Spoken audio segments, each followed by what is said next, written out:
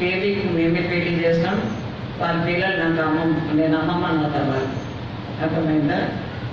So చాలాసార్లు నేను వెల్లూరు వెళ్ళేటప్పటికి వచ్చేదాన్ని. దాదాపు 3-4 సంవత్సరం అయింది ఇక్కడ మానేస్తా, కుదరక నేను రాలేక.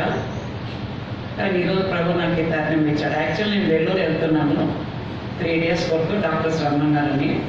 వెళ్తూ వెళ్తూ నాకు హెబ్రోన్ నుండి తిమోతి గారు చనిపోయినప్పుడు నేను ఇచ్చా మాట, ఆయన బాడీ ముందు నేను ఇచ్చా మాట ఏంటంటే, ఈ పని ఇక్కడికే ఆగిపోదు, ఇంకా ఇది ముందుకు సాగుతుంది. నేను ఆపను, నేను ఆ పనిని ఇంకా సాగిస్తాను. ఎందుకంటే అమ్మ కొంచెం ఊరుకుంటామా, మాట్లాడదు. సో ఎందుకంటే నాకంటే ముందు 3 పోయినారు. నేను భక్సింగ్ గారి పేరు మామాజీ అంటే అర్థం చేసుకున్నాను, నాకు మేనమామ అవుతాడు. సో నేను భక్సింగ్ గారు అని చెప్పలేను. నాకంటే ముందు 3 పోయినారు, అంటే మామాజీ భక్సింగ్ గారు పోయినారు. దాని తర్వాత నేను ఎక్కడో కెన్యాలో పుట్టిన, ఆఫ్రికాలో. అక్కడుండి నన్ను ఇండియాకి తీసుకొచ్చారు మా అమ్మ. అదొక పెద్ద చరిత్ర. ఆమె 97 ఏళ్ళు ఆమె చనిపోయింది ప్రభు కొరకు నిలబడి.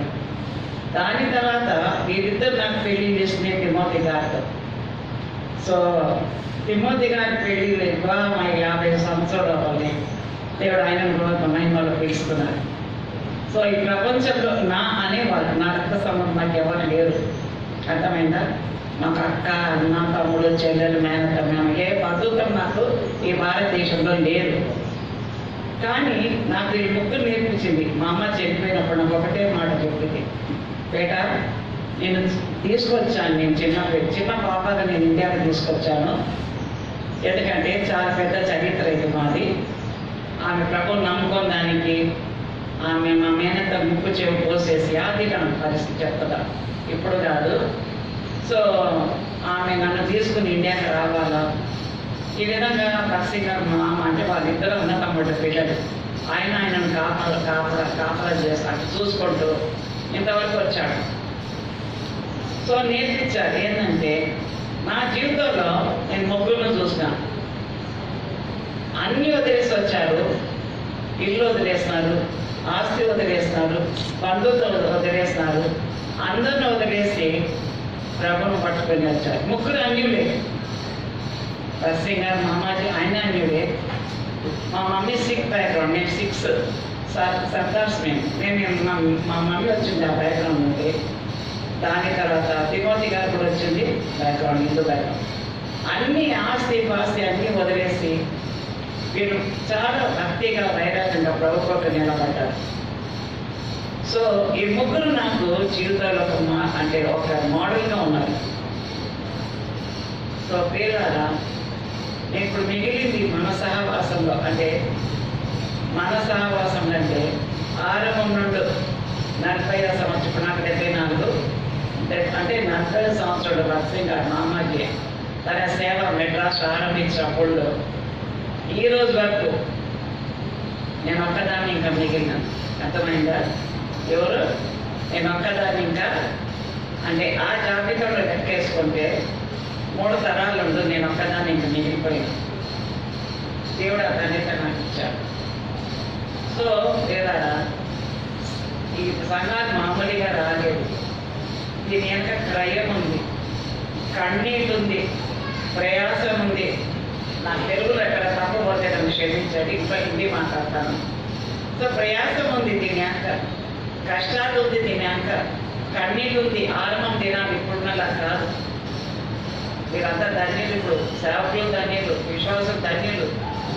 ఆ దినాల్లో నేను చిన్నదానికి ఉన్నప్పుడు మెడ్రాస్ స్టేట్లో అప్పుడు జవశర్మ లేదు, ఎఫ్సీబా అని ఒక ఇల్లు ఉండింది, అక్కడ సేవకు ఆరంభించబడింది. సో ఆ దినాల్లో పొట్టు, మీకు తెలుసో లేదో, పొట్టు అంటే నూకల్లో వచ్చే పొట్టు, లేకపోతే రాగి పిండిలో వచ్చే పొట్టు. ఆ పొట్టును గంజి చేసుకొని తాగేవారు, దాన్ని దోశలాగా వేసుకొని తాగేవారు. అర్థమైందా? అర్థమవుతుంది. ఎప్పుడైతే ఎప్పుడు రోజుల్లో ఆరంభం దినాల్లో సేవలు. అందరూ మంచి కుటుంబాలు వచ్చారు, మంచి ఇంట్లో వచ్చారు. కానీ బయట ప్రభుత్వం అంత పట్టుదల. తిరిగి వాళ్ళ ఇళ్ళకి పోయి నేను చూడలేదు, తిరిగి వాళ్ళ దేశం పోలేదు, వాళ్ళ తల్లిదండ్రుల దగ్గర పోలేదు.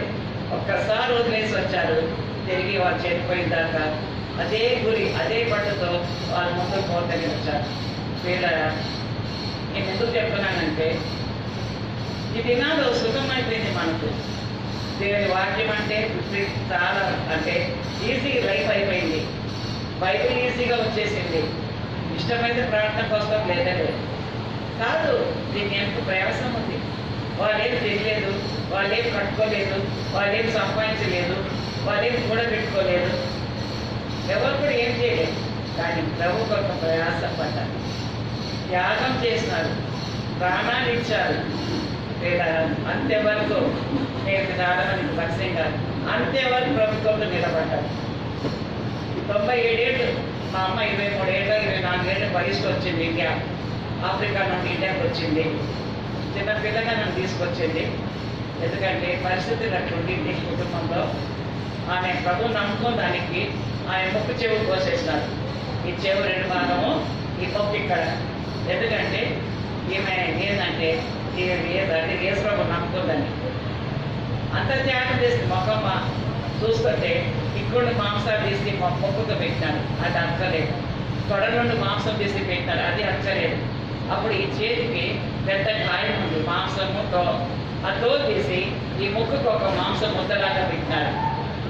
ఆ ట్యూబ్ పెడితే ఆ ట్యూబ్లోనే అంత గాలి వచ్చేది. మా అమ్మకు కేవలం యేసు ప్రభు నమ్ముకున్న దానికి మనకు ఏ విధంగా మా వాళ్ళు ఏం చేస్తారు, మా మేనత్తలు వాళ్ళందరూ కలిసి ఆఫ్రికా కెన్యాలో ఈ యేసు ప్రభు నమ్ముకుంది.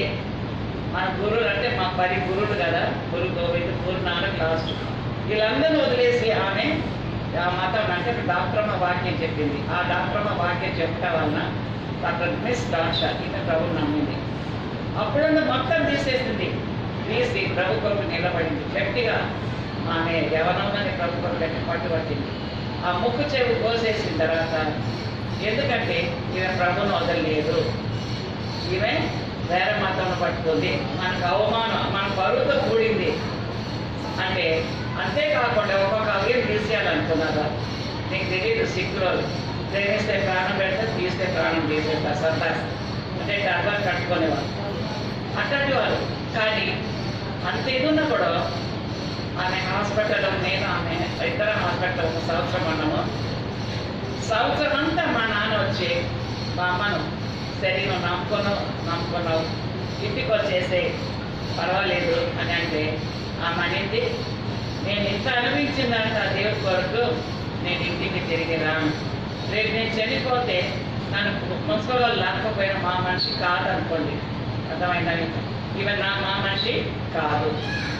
ఆ విధంగా ఆమె ఆమెకు అప్పుడెంత గట్టి తీర్మానం పెట్టుకొచ్చిందో ఇప్పటికీ నాకు అర్థం కాదు. ఎందుకంటే నేను ఇండియాలో ఉండి తిరిగి నేను పీజీ చేసేటప్పుడు నేను యేసు ప్రభు నమ్మలేదు. అందరితో తిరుగుతున్నా ఉంటాను, కానీ వాళ్ళని చంపాలని నాకు ప్రాణం ఎప్పుడు లేదు. నేను వెళ్ళాలో వాళ్ళని కక్ష సాధించాను, ఎందుకు ఏమని చేస్తారు.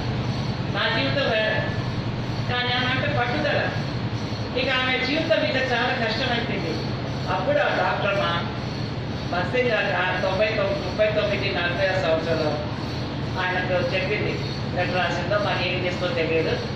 ఒక సిక్ యవనస్త్రాలు ప్రభు కొరకు యొక్క శ్రమ పడుతుంది అని అంటే గోత్రము జాతి అన్ని కనుక్కొని ఆయన మేమిద్దరం అన్నతమ్ముడు పిల్లలము ఆమె పంపించండి ఇండియా కన్నా. రాత్రి 1 గంటకు ఒక మేరీ నర్సు ఇండియాకి వస్తుంటే ఆమె దొంగతనంగా హాస్పిటల్ నుండి మాకు షిప్లో అంటే సముద్రంలో ఓడలో పంపించేసింది. ఆ సమయం నుండి వాళ్ళతో మాకు సంబంధం లేదు. మేము ఎక్కడున్నాం వాళ్ళకి తెలియదు, ఏ ప్రాంతంలో ఉన్నామో తెలియదు. ఆ డాక్టర్ ఆమె మళ్ళీ లండన్కి వెళ్ళిపోయింది. 100 ఏళ్ళు అయ్యి ఆమె చనిపోయేటప్పుడు ఆమె మళ్ళీ కెనియాకి వచ్చింది. అప్పుడు మా వాళ్ళు పట్టుకున్నారంటే ఎక్కడ పంపించావు, మేమంతా నార్త్ ఇండియా వెతుక్కున్నాం, సంపదానికి మాకు దొరకలేదని. వీళ్ళ ఇంటి పరిస్థితిలో ఆమె జీవితం అంతా వెళ్ళింది. ఆయన ఆమె వదలలేదు, ప్రభుని వదలలేదు. నాకు ఎప్పుడు అనిపిస్తుంది ముఖం చూస్తే అంత అంటే ఏమంటే ఇక్కడ చెవైతే భాగం లేదు, ఎంటికలు పెట్టుకునేది ఇక్కడ కంప్లీట్ లేదు. అది ఒక మాంసం వద్దలాగా ముఖం అంతా ఆపరేషన్ అసలు మన ఎందుకు నేను మందు తాగి చచ్చిపోతే బాగుంటుంది, లేకపోతే నేను ఆత్మహత్య చేసుకుంటే బాగుంటుంది ఆ అనుభవానికి రాలేదు. లేదు, నా ప్రభు కోరుకునేది ప్రభుని నమ్ముకున్నాను. అందుకే ఆమె చనిపోయినప్పుడు నన్ను పిలిచి 1919 ఫిబ్రవరి 2వ తారీఖు ఆమె చనిపోయింది. అంతకుముందు మేము ఎక్కడో సేవ చేసుకొని హైదరాబాద్కి వచ్చాం.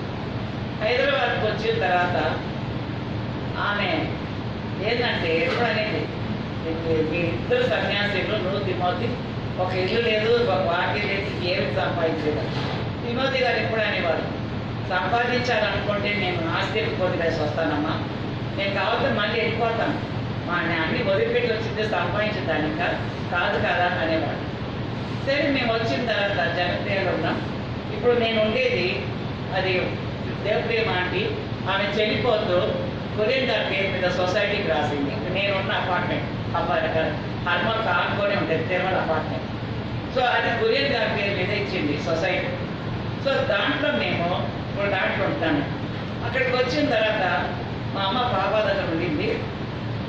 అమ్మ వచ్చింది సొసైటీ వచ్చిన తర్వాత. వచ్చి చూసిన తర్వాత ఒకటే మాట తిమోతి గారు, అమ్మ నేను సంపాదించలేదు, నేను కష్టపడలేదు, దేవుడు మాకు ఇచ్చాడు చూసినావా అంటే ఆమె ఏం మాట్లాడలేకపోయింది. ఆయన కొరకు నమ్మకంగా జీవిస్తే, ఆయన కొరకు యథార్థంగా జీవిస్తే, ఏది ఆశించకుండా ఉంటే దేవుడు అన్నీ ఇస్తాడన్నాడు. నిజంగానే నేను ఇప్పుడు దాంట్లోనే ఉన్నాం. దాని తర్వాత ఆమెకు బ్యాంక్ అకౌంట్ లేదు. నా జీవితంలో నేను ఎప్పుడు చూడలేము, బ్యాంక్ అకౌంటే చూడలేదు. ఆ రోజులో బ్యాంక్ ఎక్కడ ఉంది, ఏరియాలో వచ్చిన తర్వాత కూడా లేదు. కాలు నడకతో వీరికి ఎంతో దూరం మిలిటరీ చెప్పి స్వార్థం చేసేవారు. మళ్ళీ మందరం అంతా మట్టితో ఆదివారం వచ్చి శనివారం వచ్చినట్టు అలికేవారు. దాని తర్వాత ఏలికి వచ్చి ఏలి మనకి ఎప్పుడో మెడ్రాస్ అంటే ఏలి ఎప్పుడో కంటే ముందు ఏలికి ఉండేది. ఏలికి వచ్చిన తర్వాత మార్టిన్ గారి పిల్లలు, రామకృష్ణ గారి పిల్లలు, దాని తర్వాత దాసన్ అంకలు, బీజేపీ గారు, వాళ్ళందరూ ఉండేవారు. కానీ అందరికంటే పెద్ద ఆగస్టు గారి కూతురు, ఆమె ఇంకా బ్రతికి ఉంది 84 ఏళ్ళు. ఆమె కట్టింది ఆ పాట, నా ప్రాణం దేవుడే ఈశ్వరాలు. అక్క ఒకటే ఉంది. ఆ జాబితాలో చెప్పాలంటే అక్కడికి వచ్చిన తర్వాత ఏలింపు అక్కడ పరిస్థితి వేరే ఉండే. చాలా మంది సేవకు వచ్చారు. ఎట్లాంటి పరిస్థితి అంటే అక్కడంటే నూకలన్నం, అర్థమైందా? ఏముంది? నూకలన్నం. అది అప్పుడు ఎవరంటే నోయలంకల కాలము, విజయమంగళ కాలము, నూకలన్నం. ఇక నేనేమో చదువుకుంటాను వేరే ప్రాంతాల్లో. నేను వచ్చేప్పుడంతా నాకు ఏదో మంచిగా చేసి ఇచ్చేవాళ్ళు. ఒక నూకనే ఎప్పుడు చూస్తే నూకలన్నము, గంజి, దాని తర్వాత కొబ్బరి పచ్చడి, కొబ్బరి చెట్లు ఉండే కొబ్బరి పచ్చడి. ఒకసారి ఏమైందంటే ఏమీ లేదు తినడానికి, ఏమీ అసలు ఏమీ లేదు ఆ రోజు. లేనప్పుడు ఆగస్ట్ అంకర్ వాళ్ళ ఇల్లు ఇప్పుడు లేదు ఆ బిల్డింగ్, అది రాజుకోట నైజామాబాద్. సో పైన ఉండేది ఆగస్ట్ అంకర్. ఆ రోజు వాళ్ళకి కూడా ఉపాసంగా ఉన్నారు. 8 మంది పిల్లలతో వాళ్ళు ఉపాసంగా ఉన్నారు. ప్రార్థన అంతా అయిన తర్వాత ఎక్కడో అడవిలో ఉన్న బాతు వాళ్ళ మెట్ల మీద వచ్చి అది నిలబడింది. నేను చిన్నవాడు షిమ్మి చేసుకొని దీంట్లో ఆడుకుంటూ చెట్ల కాడ నేను తిరిగేదాన్ని. అప్పుడు అంకల్ బయటకు వచ్చి, ఈ బాధ ఏంటి ఇక్కడికి వచ్చింది, ఇది ఎక్కడ బాధ ఇక్కడ వచ్చింది మన మెట్ల కాడ అనుకుంటే, ఆ రోజు అదే అందరికి విందు. వాళ్ళే కాదు మొత్తం ఆ దినాల్లో ఎంతమంది ఉన్నారు ట్రైనింగ్ వచ్చేవాళ్ళు, కుటుంబాల వాళ్ళు, అందరికి అదే. ఒకరోజు నేను సపడ చెట్టు కింద ఆడుకుంటుంటే పింఛన్ వేసుకుని ఆడుకుంటుంటే పెద్ద చేప మొక్క, ఉప్పు చేప మొక్క, చాలా పెద్దది, సపడ చెట్టు కింద పడింది. అయ్యో ఏంది ఉప్పు చేప అంటే ఆ రోజు అందరికి అదే కూర. తిట్టేది కాదు, పట్టాడుకునేది కాదు, నడుచుకునేది కాదు, పాట పాడుకుంటేనే పని చేయాలి, అందరు కలిసి పని చేయాలి, అందరూ కుటుంబం లాగా ఉంటారు. వీళ్ళకి పెద్దవాళ్ళు ఉండేవాళ్ళు. సమయమైనప్పుడు వాళ్ళు ప్రార్థన వచ్చేవాళ్ళు. పెద్ద తోట, ఆ తోటలో ఎక్కడ పడితే అక్కడ చిన్న బూతులు ఉండేవి. ఆ బూతులు అంటే ఆ బూత్ కాడ వీళ్ళంతా ఏం చేసేవాళ్ళు, ఆ పక్షాంకులు వీళ్ళంతా మాటలు గారు ఒంటరి వచ్చి చూసిపోయేవారు ఏం చేస్తున్నారు. పని అయిపోతే సిస్టర్స్ వాళ్ళు ప్రార్థనలు ఉండేవారు. అంటే అంత పరిశుద్ధమైన దినాలు, పవిత్రమైన దినాలు. అంటే నేను చూస్తుంటాను కాబట్టి ఆ దినాలు వాళ్ళ పిల్లలకు సరిగా తిండి లేదు, సేవకుల పిల్లలకు సరైన బట్టలు లేవు, వాళ్ళకు ఏది లేదు. ₹1 చేద్దాం అంటే ఆ రూపాయి దొరికితేనే గ్రేట్ అది నాకు. ₹1 దొరికితే చాలు. ఎందుకంటే నా పెళ్లి 71 అయింది. 74కు నేను గుంటకాలు పంపించాను. గుంటకాలు పంపిస్తే నేను అడిగితే బక్సీ గారు ఇవ్వరని కాదు, నాకు అన్ని ఇస్తాడు. ఎందుకంటే నా జీవితంలో దేవుడి తర్వాత నాకు ఆయనే. మా అమ్మ చాలా స్ట్రిక్ట్గా ఇచ్చింది, చాలా స్ట్రిక్ట్. ఎంత స్ట్రిక్ట్లో నేను మీకు చెప్పలేను. ఎంఏ చేసుకుని నేను గేట్ కాడ వస్తున్నా కూడా కొంచెం కానీ నా డ్రెస్ బయట డ్రెస్ కొంచెం కొట్టదైందంటే ఎన్నికలు కానీ కొంచెం పోయిందంటే ఆ గేట్ కాడ చెప్పు తీసుకుని కొట్టుకొని పోయింది నాకు. అంత స్ట్రిక్ట్ అని. సో ఎందుకంటే ఆమె అట్లా పెంచింది నన్ను అది. కానీ చెప్పేది ఏంటంటే నేను నన్ను మమ్మల్ని అక్కడ పంపించేప్పుడు ఆయన చిత్తంగానే పెళ్లి చేసినాడు. 74కు నేను పుట్టకపోతే అడవి నేను ఆ అనుభవం చెప్తున్నాను. ఎందుకంటే ఇవన్నీ చూస్తాను కాబట్టి అలవాటు పడిపోయింది. ఎక్కడి అన్ని బాగా దేవుడు సమృద్ధిగా నాకు ఇచ్చారు. వాళ్ళు ఏం నాకు తక్కువ చేయడు. నాకు అందరు కష్టపడుతున్నాడు. నా బట్టలు కానీ తిండి కానీ నాకు ఏం తక్కువ చేయడం వాళ్ళు. కానీ నేను సేవకి వెళ్ళిన తర్వాత ₹1 చందా గుంటకంద. ఎంత అర్థమైందా? ₹1 చందా. అది కూడా ఏంటి కూర గుడిసె అన్నీ అడిగే. దాని తర్వాత తడకలకు నేను చీర సుట్టేస్తుంటే తిమోతిగా నిలబట్టి నేను స్నానం చేసుకునేదాన్ని. ఏది అది ఆ రోజు 74 సంగతి చెప్తున్నా. విన్నారా? నేను దానికంటే ముందు సంగతి చెప్తున్నా. సో ఇవన్నీ వీళ్ళు చూస్తాను. ప్రతి దానికి కన్నీళ్ళే వాళ్ళు. ప్రయాసమే, ఉపాసమే. ఎవరు ఇచ్చినో లేదు, ఎవరు అడిగినో లేదు, ఎవరు వచ్చో లేదు. కష్టపడి కాలు నడకతో పోయినారు వీళ్ళందరూ. లేదా వాళ్ళంతా సేవ చేసి ఆ సేవ చేయటం వలన ఈరోజు సేవకులు వాక్యాలు విని రక్షించబడి ఆ సువార్త వచ్చి మీకందరికీ అన్ని స్థలాల చెప్తూ ఈరోజు ఈ సంఘాలు స్థాపించబడింది. అర్థమైందా? ఏమైంది? అర్థమవుతామందరూ సంఘాలు ఈ విధంగా స్థాపించబడింది. ఊరికనే రాని సంఘాలు. దీని ఎంతో ప్రయాసం ఉంది. ఇప్పుడు అనవసరంగా ఇప్పుడు ఏమైపోయింది, గొడవలు వచ్చేసింది. అనవసరంగా ఇప్పుడు లేనిపోని అన్నీ వచ్చేసింది. సో ఏంటంటే ప్రియులారా, ప్రార్థన పరిశుద్ధత పోయింది, పవిత్రత పోయింది. మొదటి పేతురు తీయండి, 2వ అధ్యాయం తీయండి, 9-10 చదవండి. ఎవరైనా తెలుగు చదవండి.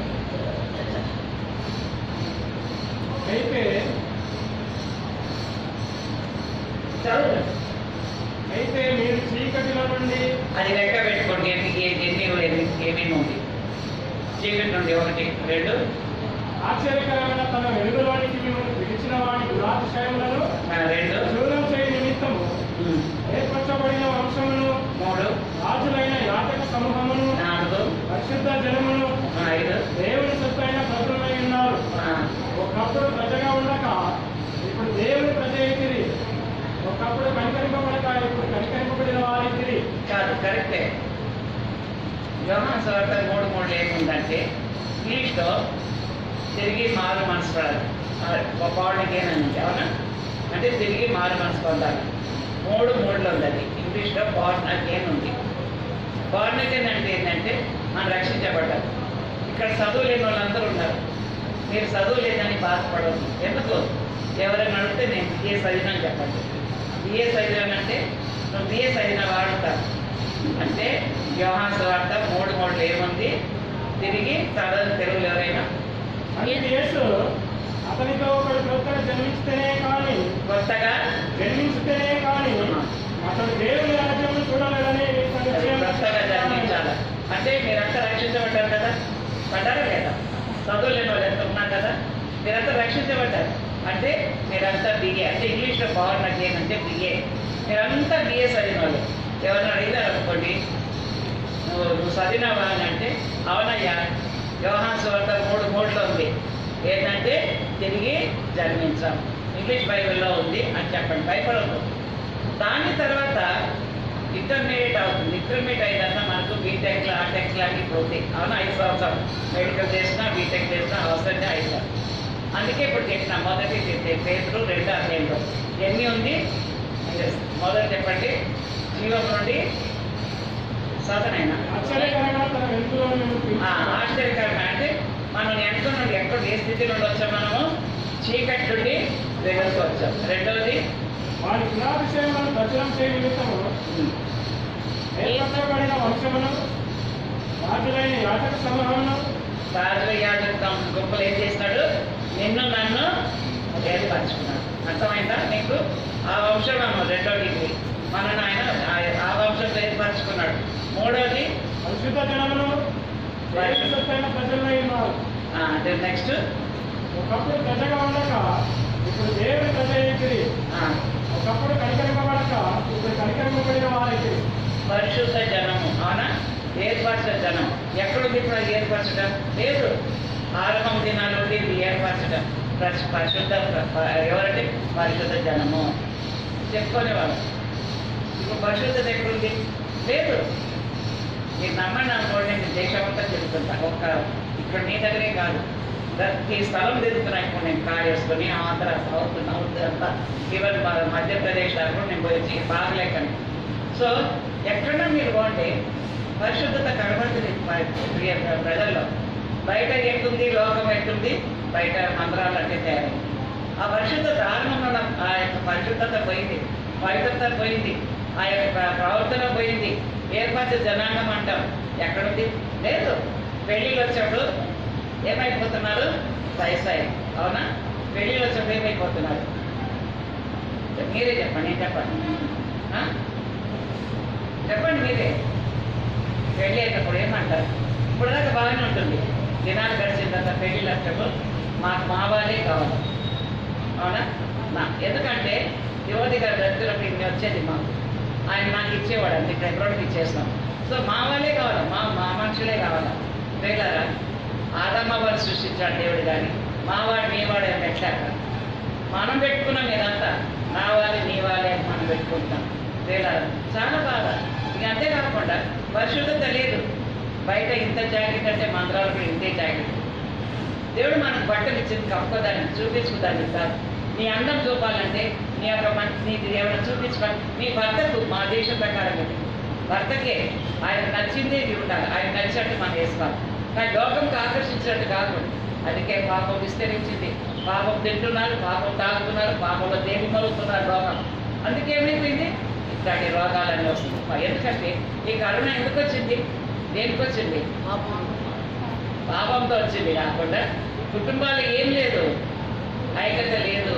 కుటుంబాలు ఇంతకుముందు సమాధానం లేదు కదా.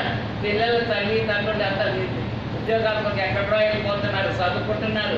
ఇంట్లో ఒక ఐక్యత లేకుండా ఉంటుంది. ఈ యొక్క కరోనా వచ్చి ఏం చేసింది? అందరినీ ఇంట్లో పెట్టేసింది కదా. ఏమొచ్చేసింది? అందరినీ ఇంట్లో పెట్టేసింది. లాక్డౌన్ పెట్టి, ఈ లాక్డౌన్ పెట్టి వాళ్ళు ఏమైపోయింది? ఇప్పుడైతే లాక్డౌన్ ఓపెన్ చేస్తారు. మీకు అనుకోండి సాయంకాలం ఉంది, మళ్ళీ బయటికి రాకూడదు. అవునా?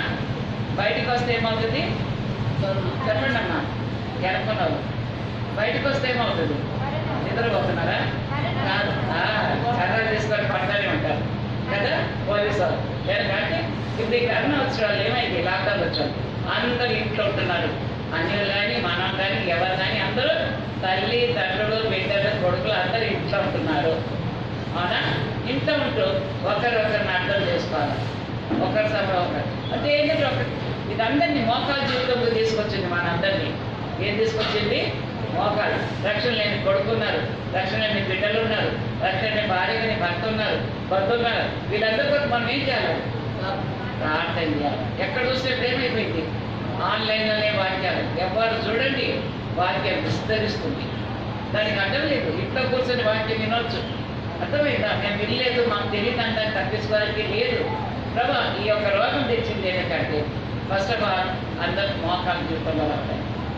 రెండవది జీవితం సరి చేసుకోవడానికి ఏం చేసుకోవాలా? జీవితంలో సరి చేసుకోవాలి. మూడవది సిద్ధపాటు. ఏం కావాలా? వెంటనే హాస్పిటల్ తీసుకెళ్ళిపోవాలి. అదే అక్కడ బ్యాంక్ అకౌంట్ ఉందిరా, చూడు లేకపోతే ఇక్కడ పొలం ఉందిరా, లేదా నీకు రాసిస్తానరా, ఇవన్నీ లేదు. వచ్చిందా లేదా హాస్పిటల్ తీసుకుపోండి. అవునా? చనిపోతే బంధాలే తెగిపోతుంది. బంధాలే అయిపోయింది. నువ్వే అక్కడ పోయినది అయిపోయి చూపు లేదు, చివరి చూపు లేదు, చివరి మాటలు లేవు, ఏం లేదు. ఎడబాపు. ఇవన్నీ నేను ఇప్పుడు ఈ మధ్యలో ఆలోచిస్తుంటే ఏదనిపిస్తుంది ప్రభు రాకడికి ముందు ఇద్దరు ఉంటే ఇద్దరు ఒకరిని తీసుకుంటా అన్నాడు. అవునా? ఇద్దరు కలిసి ఉంటే ఒక పడక పద్ధతి తీసుకుంటా అన్నాడు. ఇప్పుడు అట్లనే ఉంది. ఎక్కడ చూసినా మరణాలే. ఇద్దరిలో ఒకరు వెళ్ళిపోతూనే ఉన్నారు. ఎక్కడ చూడండి మరణాలు. ఇక ఇక్కడ తక్కువ ఉంది అనుకోండి. ఇక మన సిటీలో ఉంటుంటే అసలు ఇక వాట్సాప్ ఓపెన్ చేస్తే ఇక నా వాట్సాప్ అయితే ఇక దినమంతా ఉంటుంది. సో ఈ మరణాలు అయితే అంటే సిద్ధపాటు. దేనికి సిద్ధపాటు?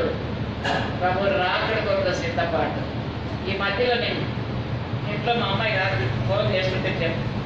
ఎందుకంటే ఇప్పుడు రాబోయే దినాల్లో ఒకే దేశము, ఒకే రేషన్ కార్డు, అంతేకాకుండా 666 ఇవన్నీ ఇస్రాయేల్ ప్రజల మీద యుద్ధం మొదలవుతుంది.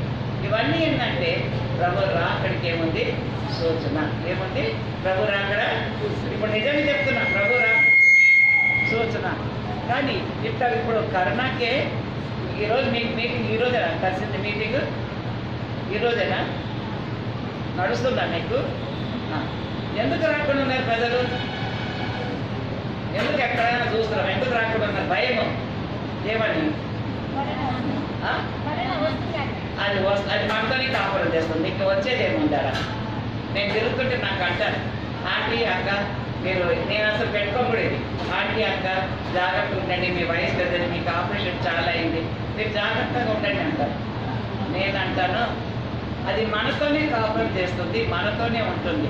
అది పోవాలంటే అది మనం చెప్పలేము. అది మనతోనే ఉంటుంది. ఎన్ని ఇంజక్షన్ వేసుకోవాలి, ఎన్ని చికెన్ తిన్నా, మటన్ తిన్నా, ఏం తిన్నా అది మనతోనే ఉంటుంది. అది ఎక్కడ ఒకటి ఓతప్పుడు వస్తుంది, ఒకటి ఓతప్పుడు రకరకమైన భయపిస్తున్నారు ప్రజలు. సో ప్రియులారా, ఏంటంటే అది మనతోనే ఉంటుంది. సో మనం దేనికి సిద్ధపడి ఉండాలి? ఇప్పుడు ప్రభు రాకడి కొరకు సిద్ధపడి ఉండాలి. దేని కొరకు? మన హృదయాలు శుద్ధీకరించుకుంటూ, మన జీవితాలు సరి చేసుకుంటూ మనం ఏం చేయాలా? మనం ప్రభు రాకడి కొరకు సిద్ధపడి ఉండాలి. ప్రియులారా, సో ఈ వెనక చెట్టు ఏ విధంగా మనం విత్తనం వేస్తాం, ఆ చెట్టు పెద్ద చెట్టు అవుతుందో, మామిడికాయ చెట్టు, వేప చెట్టు, దాంట్లో ఎన్నో ఎన్నో ఎన్నో ఏమంటారు మొక్కలు, అది దాన్ని ఏమంటారు, దాని మొక్క వేరు వస్తాయి కదా. అట్లనే ప్రభువుని నమ్ముకునేవాళ్ళు అంటే మన యేసు ప్రభువుని నమ్ముకొని సేవకులు వచ్చేసి వాళ్ళు ఈ విధంగా సువార్త ఇతరులకు చెప్తూ ఈ విధంగా సంఘం స్థాపించబడింది. ఈ వాక్యాలు వచ్చింది, ఆరాధన సువార్త, బైబిల్ చేతికి వచ్చింది. ఇవంతా బక్సీ గారు ఆయన దేవుడిచ్చిన దర్శనం. అర్థమైందా? ఇవన్నీ దేవుడిచ్చిన దర్శనం ఆయనకు. సో ప్రియులారా, ఇది మామూలు కాదు. అర్థమైందా? ఏమి లేదు, మామూలుగా మనకు ఈ యొక్క సహవాసం రాలేదు. కాబట్టి ప్రియులారా, అంతేకాకుండా మా అమ్మ పోయేటప్పుడు ఒక మాట అని చెప్పిపోయినప్పుడు అనిపిస్తు, బేట నేను ఇంట్లో తీసుకొచ్చాను,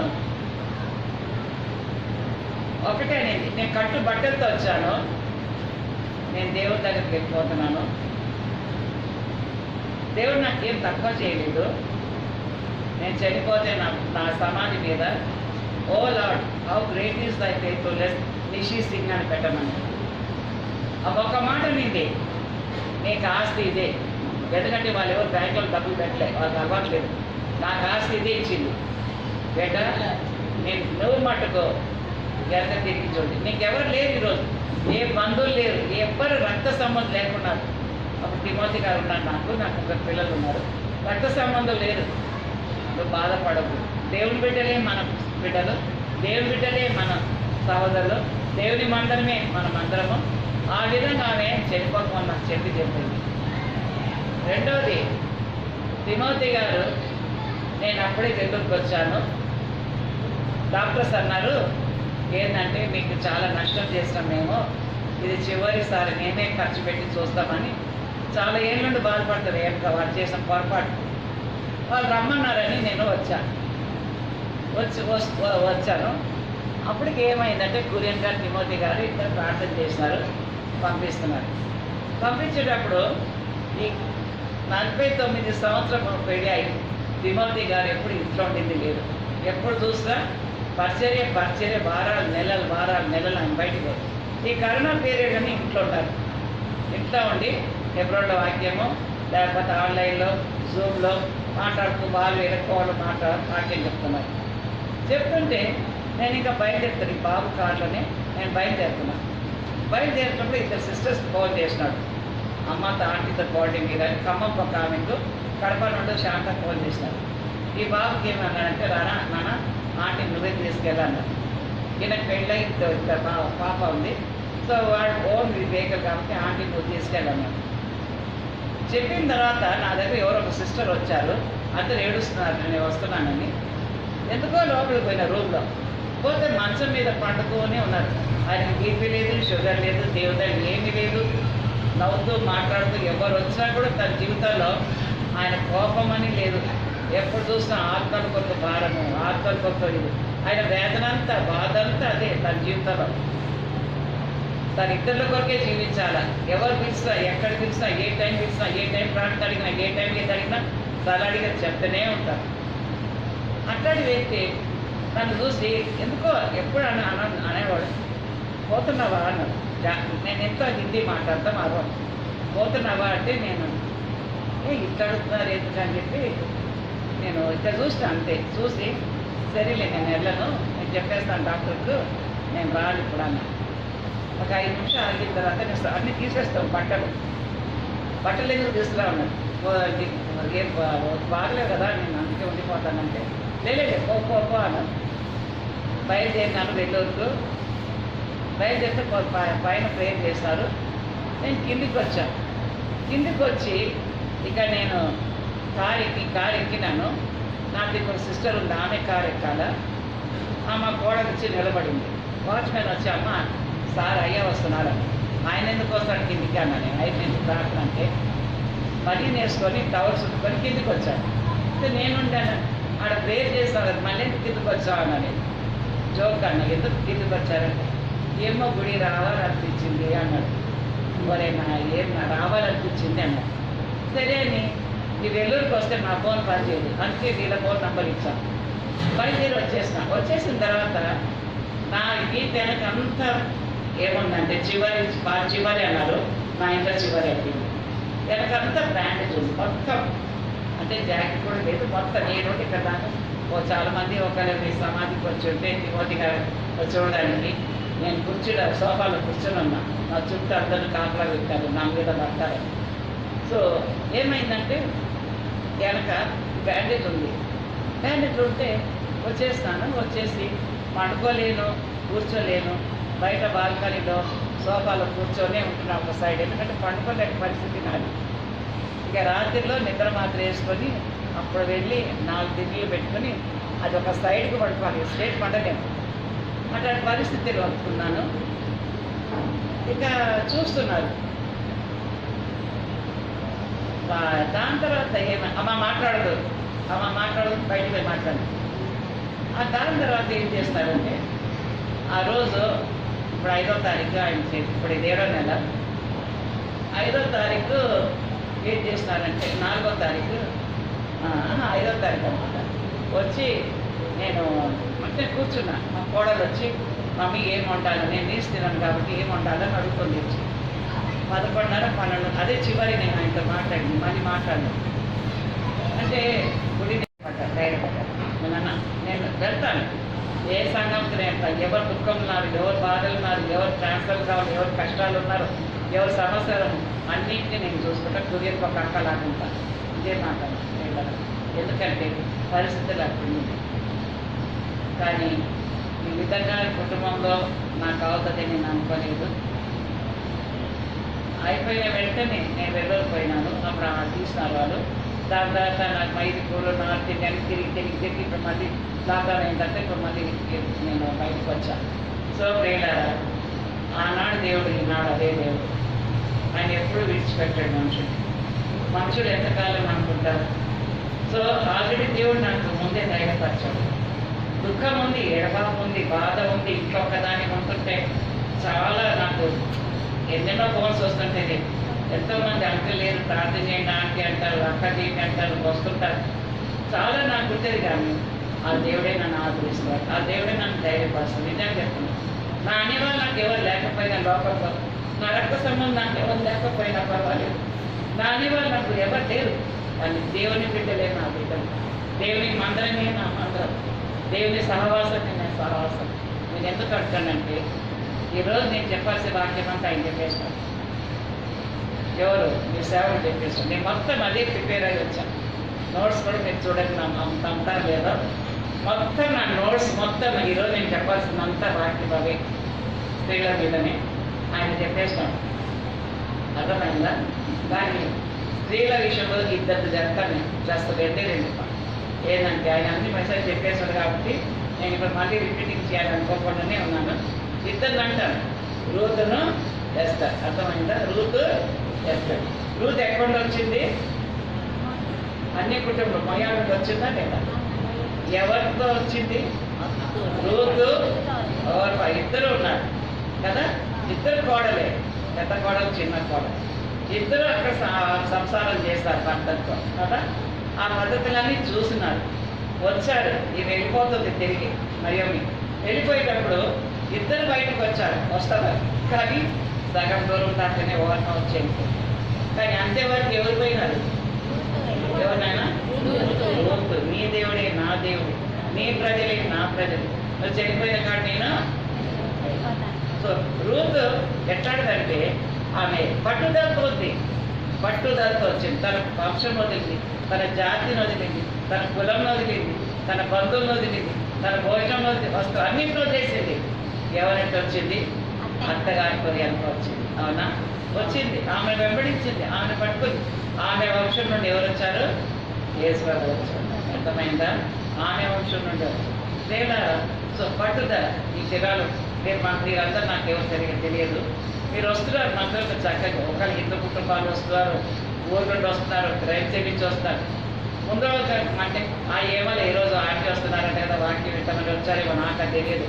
సో నేను చెప్పేది ఏంటంటే దినాల్లా కాదు, ముందు రాబో దినాలు చాలా కష్టమైన దినాలు. ఏదో ఇప్పటిదాకా నేను మా ఇంట్లో చెప్తుంటాను. ఇప్పుడు ఎట్లుందంటే దినాలు నాకు భయం అవుతుంది. రోజు ప్రభు వచ్చేసాను నేను ప్రతి దగ్గర ఎవరింట్లో చూడు సాగు, ఎవరింట్లో చూడు ఒకరింటి పోతూనే ఉన్నారు, ఇద్దరు ఇంటిపోతూనే ఉన్నారు. ఇవన్నీ చూసినప్పుడు ప్రతి దినము ప్రభు రాకడ గుర్తొస్తుంది. 666 నంబర్ వస్తుంది. యెరూషలేము మీద దాడి చేస్తున్నారు, ప్రపంచమంతా అల్లగొల్లగా ఉంటుంది. రోజు ఒక వార్త వింటున్నాం. ఇట్టటి మరి ఈ కరోనా ఏం ఆగదు, ఇంకా పొడిగిస్తూనే ఉంది. సో ఏమంటే ఇట్టటి భయంకరమైన దినాల్లో ప్రభు ఏమన్నాడు? నేను దొంగ వలే వస్తాను అన్నాడా లేదా? నేను దొంగ వలే. ఇదే దినాలేమో అనిపిస్తుంది నాకు. ఎప్పుడు వస్తాడో సడన్గా తెలియదు. మనం నిలబడి ఉన్నాం. నేను ఇప్పుడు దారి వస్తుంటే కూడా కొంత అదే అని మనం నిలబడి ఉన్నాం అనుకుంటాం ఇప్పుడు బాగానే. కానీ నిజంగా కష్టం వచ్చినప్పుడు, నిజంగా మనకు ఆ సమస్య వచ్చినప్పుడు, నిజంగా మనకు 666 నంబర్ వేసుకోవాలనుకున్నప్పుడు, లేకపోతే మనం విడబడినప్పుడు నిజంగా మనం నిలబడతామా? నేనైతే ప్రభుని అడుగుతా, ప్రభా నేను నిలబడడం నాకు తెలియదు, నువ్వు నన్ను ఇప్పుడే తీసుకుంటే మంచిది. పోయిన వాళ్ళే ధన్యులు అనిపిస్తున్నారు. అర్థమైందా? పోయిన వాళ్ళే ధన్యులు. వేలారా ఎక్కడికే తెలియదు. మీరు ప్రభును హత్తుకున్నారా? ప్రభును పట్టుకున్నారా? మంత్రం ఏం చేసింది? మంత్రం పోయింది. మంత్రం పోయి ప్రార్థన చేసింది, దేవుని దగ్గర మొరపెట్టుకుంది, దేవుణ్ణి అడిగింది. అర్థమైందా?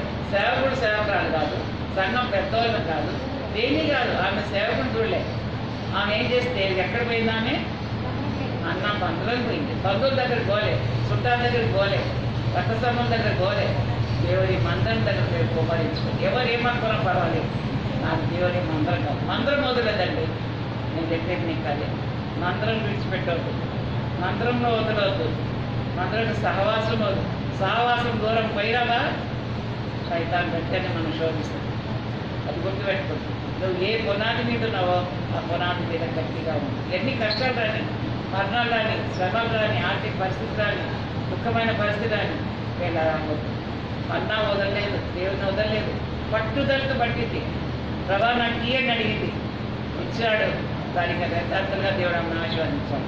సో రెండే మాట. రూతులాగా దేవుని ఏం చేయండి? వెంబడించండి. రూతు వచ్చింది, కష్టాలు ఎదుర్కొంది, అయినప్పటికీ దేవుడు ఆమెను కనికరించి పోయాసర్ పెళ్ళి అయింది. దేవుడు ఆమెకు కుమారునిచ్చాడు. అవునా? ఎస్తర్ ఉంది. ఆ ఎస్తర్ ఏం చేసింది? వాళ్ళ మీదకి ఏమొచ్చింది? యూదా ప్రజలందరినీ హతమార్చమని వచ్చింది. కానీ ఎస్తర్ ఏం చేసింది?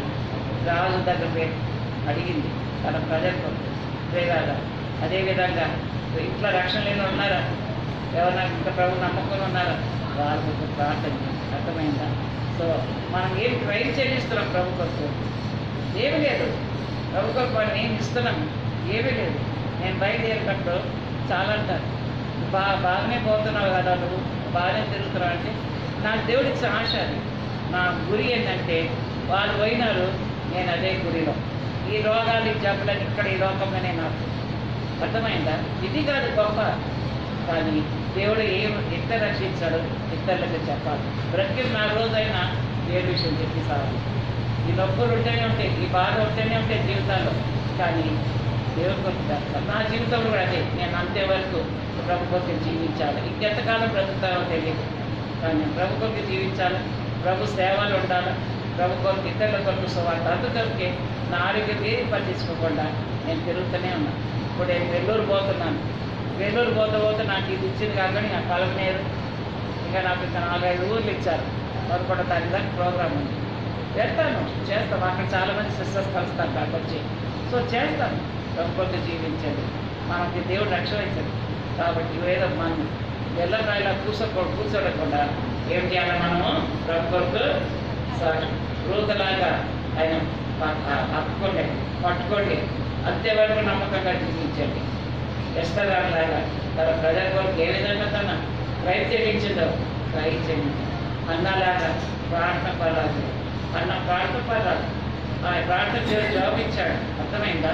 కాబట్టి మనం కూడా ఆ విధంగా ప్రార్థనతోనే ఏదైనా సాధించాలి.